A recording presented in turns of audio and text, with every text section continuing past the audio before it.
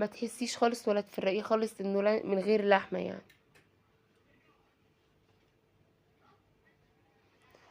وقدميه بقى بالطريقة اللي تعجبك يعني. دي كانت وصفتنا النهاردة.